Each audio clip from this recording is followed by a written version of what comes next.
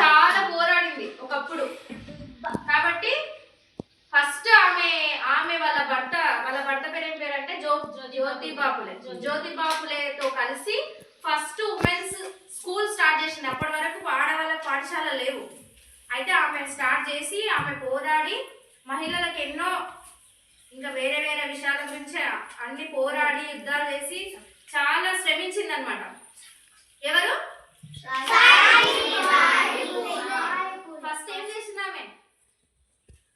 Ladies school start చేసింది అన్నట్టు.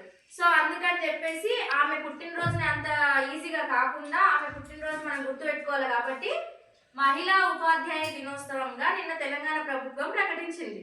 అంటే మహిళా ఉపాధ్యాయులు అంటే ఎవరు? ఉపాధ్యాయులు అంటే ఎవరు?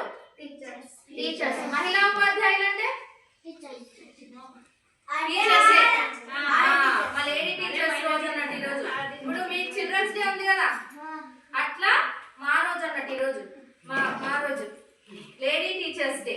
ఆ రోజు మహిళా ఉపాధ్యాయ దినోత్సవంగా ఈ సావిత్రిబాయి పూలే యొక్క బర్త్డే మనం జరుపుకుంటున్నాం. కాబట్టి ఆమె గురించి ఫస్ట్ ఆమెనే lady teacher, first lady teacher ఆమె. కాబట్టి ఆమె పుట్టినరోజు సందర్భంగా ఇట్లా మనం ప్రకటించుకొని ఆమెను స్మరించుకుందామని చెప్పి తెలంగాణ ప్రభుత్వం ప్రకటించినందుకు మనం అందరం కలిసి ఆమె గురించి కాసేపు మాట్లాడుకుందాం. సరేనా? ఓకేనా?